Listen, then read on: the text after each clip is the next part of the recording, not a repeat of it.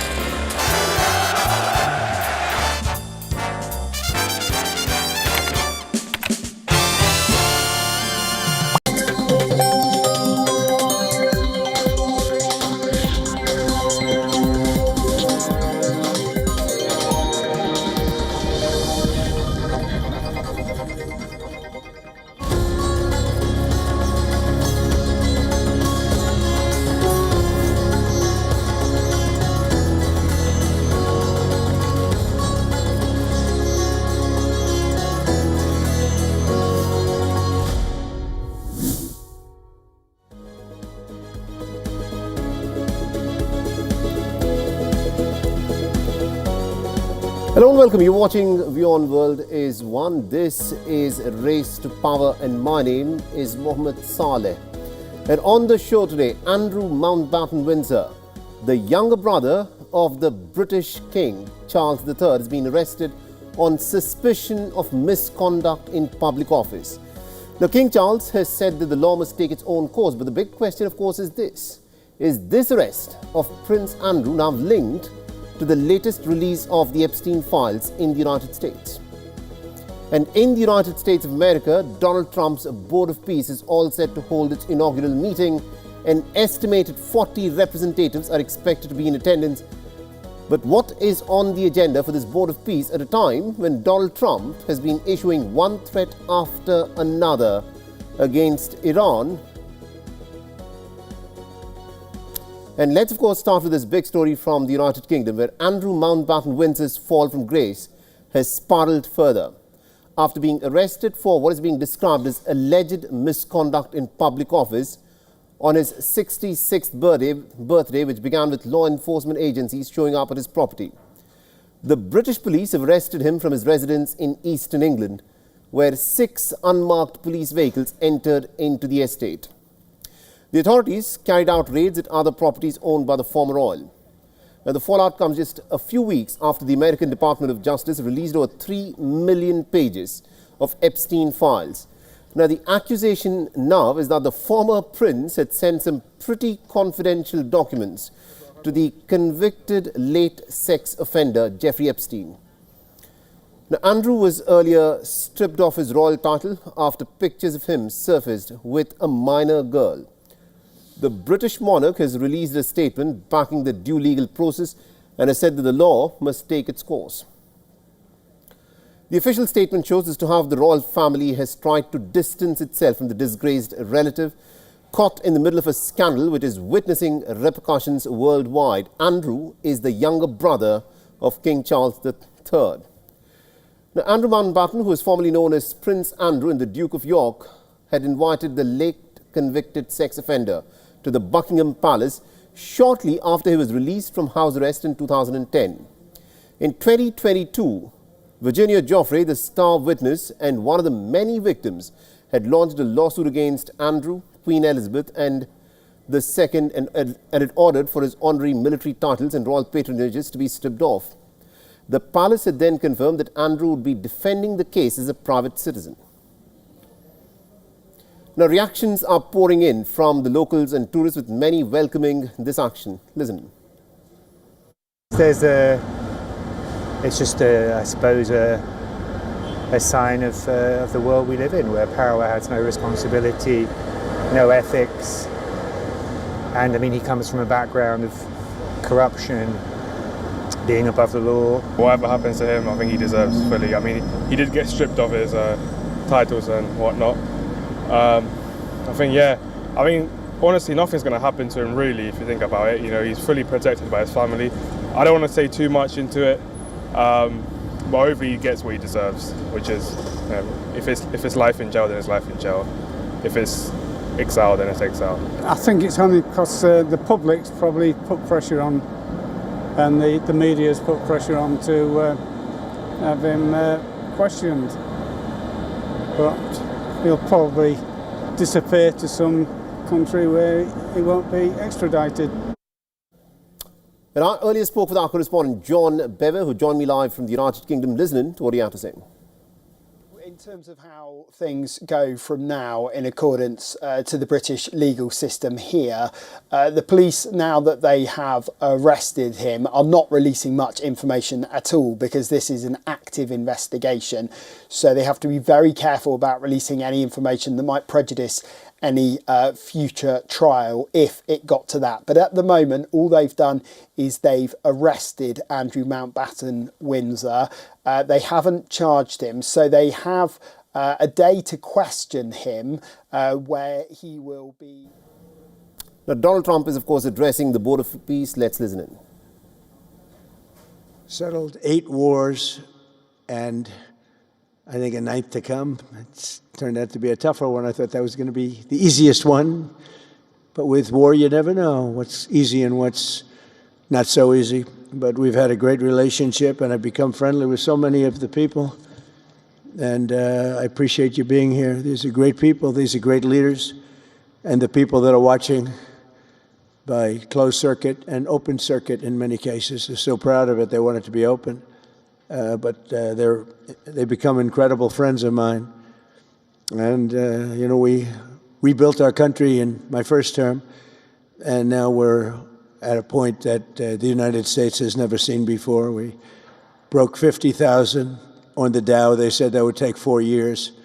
We broke 7,000 on the S&P. They said you couldn't do that within 4 years. It would be impossible. And when I came in, they were all saying, if you could get to anywhere close to 45,000, it would be amazing achievement over 4 years. Well, we hit 50,000 in the first year, and we hit 7,000, which was actually tougher to do, according to the Wall Street geniuses. We hit 7,000 in the first year. They said it could take 4 or 5 years. They'd be very happy. It would have been a great job. We did it in 1. But we're doing a great job. Board of Peace is one of the most important and consequential things I think that I'll be involved in. We've been involved in a lot, and really I've been involved in a lot with the people up here. We work together on ending wars with their country. Some of the wars were 32 years long, 32, 34, and a 37. That's a long time, and we ended it in about 2 days, each one of those. But we have some other work to do, and we're getting it done. Gaza is very complex. It's been amazing. I want to thank Steve and Jared for an amazing job. Marco's over there watching. Everybody's fantastic. And JD, what a job. They're all doing. It's a team. I think it's the best team ever assembled. And you see that by the results. So today is a tremendous honor to welcome you all to the United States Institute of Peace for the inaugural meeting of the Board of Peace. Very important. I believe it's the most consequential board, certainly in terms of power and in terms of prestige. There's never been anything close, because these are the greatest world leaders. Almost everybody's accepted, and the ones that haven't will be. And some are playing a little cute. It doesn't work. You can't play cute with me. But they're playing a little bit, but they're all joining, everybody. Most of them very immediately. A few that we really don't want because they're trouble. Take care of them. But this is the most prestigious board ever put together. You know, I've seen some great corporate boards. I've seen some great boards, period. It's peanuts compared to this board, because we have virtually everyone is the head of a country other than Johnny, but he's the head of soccer, so that's not so bad, right, Johnny? I like your job the best, I think. And by the way, your World Cup has set every single ticket record in the history of soccer. In the history, nobody's ever seen anything like it. The sales are virtually complete. Nobody's ever seen anything, so congratulations. You made a good decision. We did it together. Thank you, Johnny. Great guy. So I want to thank the many leaders and dignitaries who had traveled great distances and lengths for the important gathering that we're at right now. This building was built for peace, and nobody knew what to name it. And then Marco named it after me. I had nothing to do with it. I swear I didn't. I swear. I had no idea. They said, there's a surprise coming. I didn't know that surprise. I thought they were going to give me a lot of money or something, maybe cash. Could always use some extra cash. But I came and they stopped the beautiful beast. I got out very safely, I'm sure, and looked up, and there it said, Donald J. Trump on the building. And when I say that had nothing to do, nobody believes it, and that's okay. But I appreciated it. That was Marco and JD and a group got together and they did that, and I just thought it was very nice. And it makes me work harder. We're going to have to work harder. We're going to have to make this building much more important. It's brand new. They built it for peace, but nobody occupied it. Nobody knew what the purpose of it. But the architecture is so beautiful, and it was with the meeting rooms, the reception rooms. It's really amazing. Who would think that it was built without anybody in mind or anything in mind, and then the State Department took it over. They liked it. Marco came over one day. He saw this. He said, this building is great. And he actually claimed it, right? He claimed it. And that's what he does. Where is Marco? I said, Marco, is that true? You claimed this building. You took it away from about 5 groups that wanted it. That was done very quickly, very methodically. But it was really, really built so beautifully and such a beautiful building. But we worked together to ensure the brighter future for the people of Gaza, the Middle East, and the entire world. I think that the Board of Peace, because it's mostly leaders and unbelievably respected people, but mostly leaders of Middle Eastern countries, countries from all over the world, and they've been very generous with money also. And the United States, which I'll say in a moment, is also very generous with money. Because there's nothing more important than peace.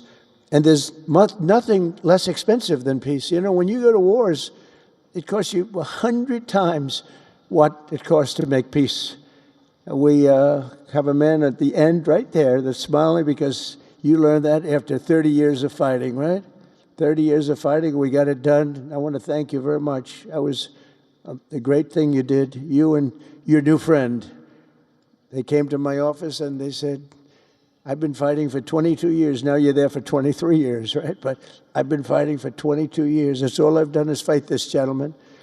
And his counterpart was there for 7 years. He said, I've been there for 7 years. All I've done is fight this gentleman. And we had it worked out in about 24 hours, right? And it's been a good peace. And I think they've become friends. I'm not sure I'm allowed to say that, but I think so. I think they've become friends, right? Right. Great. Stand up. Stand up. These are 2 tough cookies, too. You think that was easy? It wasn't easy. These are 2 tough people, good people, but tough people. But, we're in the Oval Office, and we were getting near. But the one was at one side of the room. I have 2 chairs right in front of the desk, the beautiful, resolute desk. One's over here. One's on the other side of the room. I said, folks, could you get a little closer? Well, I don't know. They felt very uncomfortable. They've been killing each other for 32 years. So I say, can you get a little closer? After 1 hour, they were right next to each other. We made a deal. They hugged, they signed, and we had peace with 2 very important countries, and I'll never forget it. So they started off a little weak, and they ended up really strong, and you can be very proud of yourselves. It was a beautiful thing to see. Thank you. Look at that. Can you believe it? 32 years. Thank you. Thank you very much.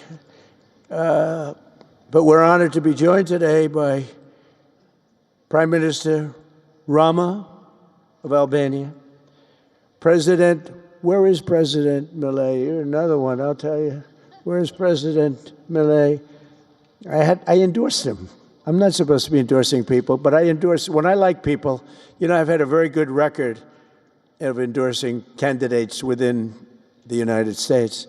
But now I endorse foreign leaders, including Viktor Orban, who's here, and others. And I endorse this gentleman, Milei. He was a little behind in the polls. He ended up winning in a landslide. I just endorsed the Prime Minister of Japan. She was in a tight race, but was probably going to win, and she won in the largest number in the history of Japan. So she likes me a lot. But it was an honor, and you're doing great. Oh, look, they're sitting right next, Victor. But ultimately, I think I'm going to end up endorsing. Hey, look, as long as it works, it's okay with me. But the endorsement seems to be working in foreign countries, too, so that's good. But nice to have you both. Victor, nice to have you both. Very proud of you. The Prime Minister of another, really just a great guy, Pashinyan of Armenia. President Aliyev of Azerbaijan. I love saying that name now. You know, at the beginning it was giving me a hard time. Now I love saying it. It's a beautiful name. I love it. His Majesty King Hamad bin Isa Al Khalifa of Bahrain. Bahrain. Thank you. Thank you. Where are you? Where are you? He's so rich, he can sit there. He can sit wherever the hell he wants. You know, he could sit up in the corner. He could sit up top. He might take a piece of this building, Marco. He'll take 25% of the building for about $6 billion. Thank you. And you've been very generous also. We appreciate it. Prime Minister Hun Manet of Cambodia. Raise your hand wherever you may be. Because, yeah, hi, how are you? Congratulations. That was another one, right? We did a good job with that one. Prime Minister Madbouli of Egypt. Thank you very much, and say hello to the General/President. Okay. Prime Minister Orban of Hungary, who has my complete and total endorsement for election. Not everybody in Europe loves that endorsement, but that's okay. He does an unbelievable job. He's done an incredible job on immigration, unlike some countries that have hurt themselves, but they're working on it. But I just want to let you know you have my total and complete endorsement, and I'm putting it out. I already did, but I'm putting it out again. And you're coming up with an election, and I think you should be good. I'll tell you, Millet did pretty well. He was a little down, right? And then he ended up winning in a landslide, so that's pretty good. You're going to do great, Victor. Thank you very much for being here. Appreciate it. You run a great country. A man that I really like a lot he's definitely tough. I don't want to fight him. President Prabowo of Indonesia. Thank you very much. Please, this is a big guy. I tell you, I said, how many people in Indonesia? He said, like 240 million. I said, no, say it again. How many? It's a big country you have. And you do a great job and respected by everybody. And thank you very much for being here. Thank you very much, Mr. President. President Tokayev of Kazakhstan, thank you very much. What a country that is. It's a wonderful country and a rich country, in case anybody has any question. We have some very rich people here today. President Osmani of Kosovo. President, thank you very much. Great job you're doing, too. Thank you very much.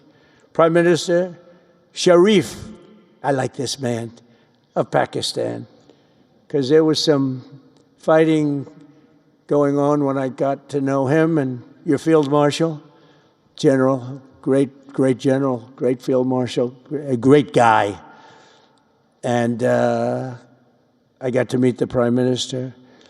And he said in front of our Chief of Staff, Susie Wells, who's right here, he said, you know, nobody knows this, but I believe that President Trump saved 25 million lives when he stopped the war between us and India, right? You made that statement? I said 25 million lives? Could have been much more, actually. But it was really a beautiful thing. You said that in front of a group of people they walked out. They don't think about it, but you're talking about that kind of lives. That war was raging. Planes were being shot down, right? And it was Pakistan and India. And I got on the phone with both of them, and I knew them a little bit. I knew Prime Minister Modi very well, actually. But I got to know Pakistan through a little trade They were trying to make too good a deal, and I got a little upset with them. And in the end, they got what they wanted, right? And they made a good deal. And I got to like them, the Prime Minister, the Field Marshal, who's a tough man, a tough, good fighter, right? Good, serious fighter. I like good fighters, actually. And when I heard that they were fighting, I picked up a certain newspaper. I won't tell you which one, because it's fake news generally. But I picked up this newspaper, and I saw that Pakistan and India were really going at it. And then it got worse and worse. All right, so that is Donald Trump addressing the inaugural meeting of the Board of Peace, an organization that he's, of course, put in place himself. We heard him speak at length, and much of what he said was self-congratulatory, where he said that he solved one conflict after another, ended one war after another. And my colleague Susan Tehrani is, of course, joining us from New York. Susan, this is the inaugural meeting of the Board of Peace. Tell us what is to be expected. Donald Trump, we heard there a little while back, very self-congratulatory in how he approached the Board of Peace. But the task of what's coming ahead is still a pretty difficult one. The conflict in Gaza is still ongoing, and this possible war with Iran is going to loom large. Tell us what's to be expected of this Board of Peace. Yeah, absolutely. Well, Mohammed, this is, as you mentioned, the inaugural ceremony, and dozens of countries sent heads of states, but also a lot of Middle Eastern and Muslim majority countries sent their foreign ministers, in part because of the start of Ramadan, the holy fasting month for Muslims. But it's interesting to note that while they will talk about reconstruction efforts, and we're just getting headlines that JP Morgan Chase is in talks to become the banker for the Board of Peace, which lends a lot of credibility to it, it's still not clear which of these countries will ultimately commit to that $1 billion to becoming permanent members. There's also concern that this is not in lockstep with the United Nations, that it sort of wants to play as an alternative to the United Nations, notably the Security Council, where this Board of Peace can go beyond Gaza and interfere in other conflict zones as well. So there is some concern for traditional U.S. allies, and that's why they decided not to participate. Also, you have Russia and Belarus on this board. That was a cause for concern for some European countries as well. But while they want to talk about reconstruction efforts and money, there's also that stabilization force that needs to be sort of cut out and talked about for Gaza itself. And considering the fact that Hamas has decided not to disarm yet, has not agreed to the disarmament, that's going to be a sticking point. But as you mentioned, all of this on one side, Gaza very important, but that potential war looming with Iran is definitely going to play a very important role as the cameras turn off and these leaders talk and discuss issues of the Middle East. Indeed. Thank you very much, Susan Tehrani, for joining us from New York and getting us those updates. We'll, of course, come back to you as this story continues to unfold. And with that, it's also a wrap on this edition of Race to Power. More updates will continue on the other side. Stay tuned to WION.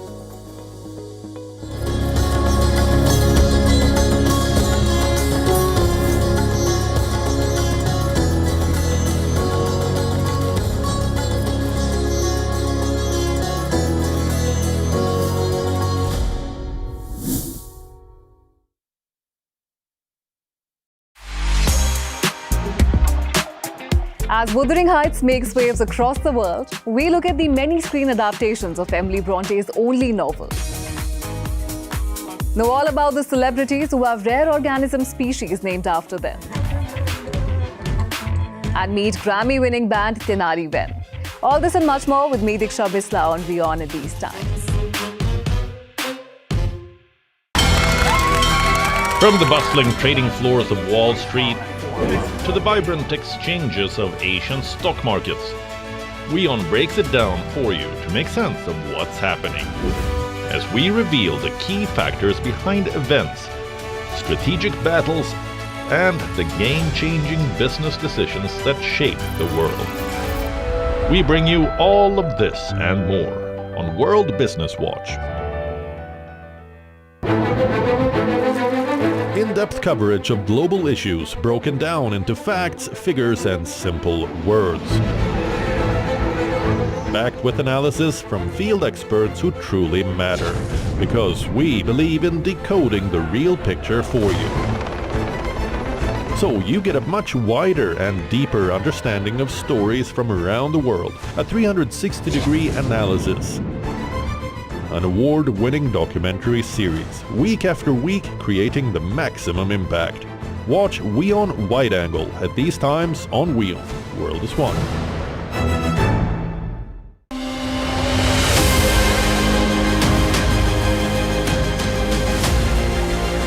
And welcome to a brand new edition of South India, a daily dynamic show that will capture the pulse of southern states. By blending the special stories, the breaking alerts, and the culture developments as well. From the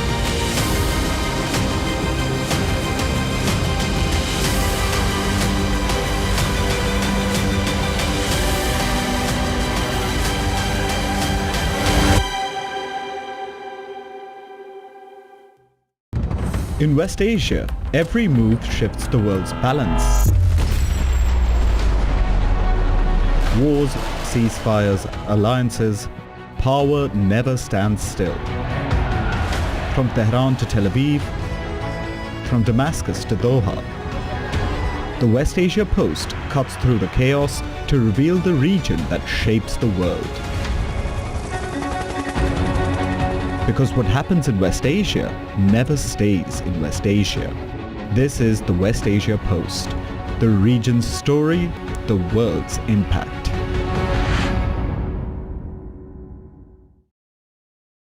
WION, India's global voice, the channel that brings you the biggest stories from across the world through India's lens. Now available in more than 190 countries worldwide. Because we believe that the world is one. Watch us in Africa, Europe, USA and Canada, South America, Asia Pacific, Middle East and North African regions. Also available on these digital platforms across the world. WION. World is One. Campaigns, elections, alliances, controversies, and power play. Beyond the noise and rhetoric, no election, no ballot issue too small. Stories that analyze global and domestic politics. More than just headlines. A dedicated show with varied perspectives, expert take, citizens' voices, detailed ground reports, and in-depth coverage from political corridors of the world. This is Race to Power. Only on WION. World is One.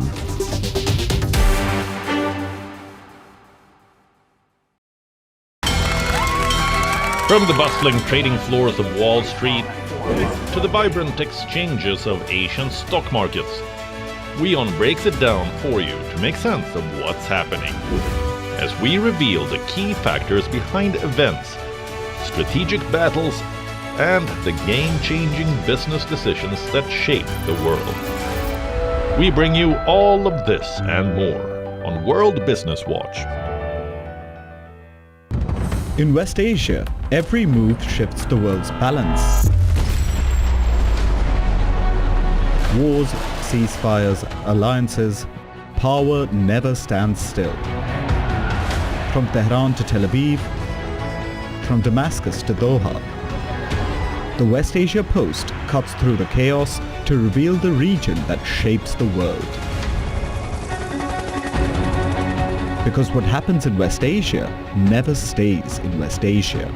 This is the West Asia Post, the region's story, the world's impact.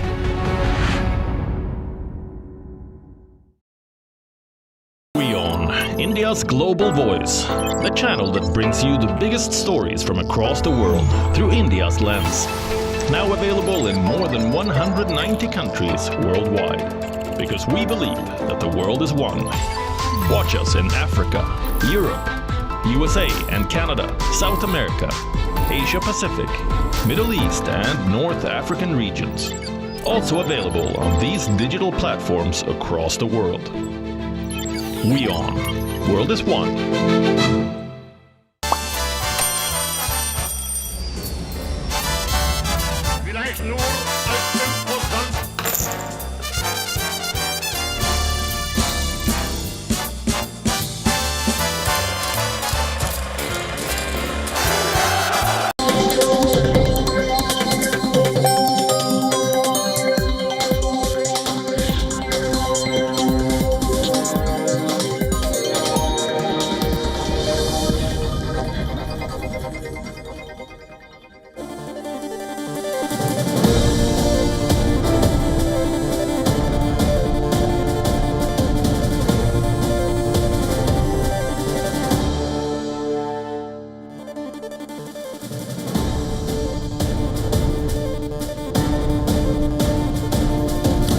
Hello and welcome. You're watching WION World is One. My name is Mohammed Saleh, and let's start this broadcast by taking a quick look at what is making headlines at this hour.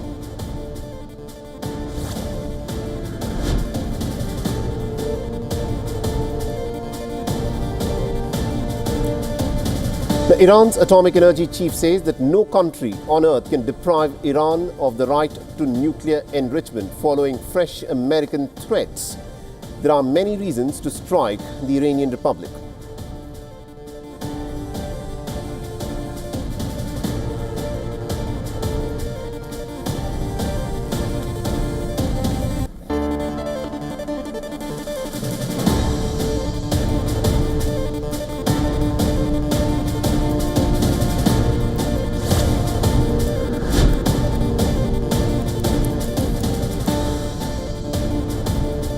And Britain's former Prince Andrew has been arrested on suspicion of misconduct during his time as a trade envoy, as the British police are investigating into allegations that are emerging from the release of the latest tranche of the Jeffrey Epstein files in the United States.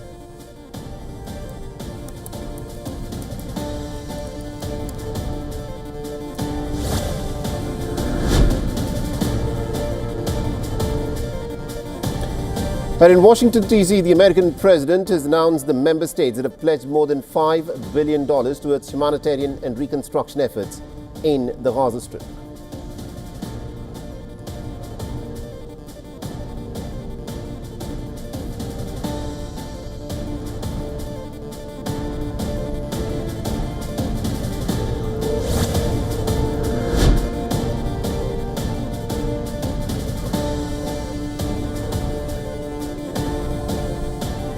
And while introducing the Board of Peace, Donald Trump also raised the tally of the number of aircraft that were shot down during the May 2025 conflict between India and Pakistan as part of Operation Sindoor, where he now claims that about 11 fighter jets were shot down.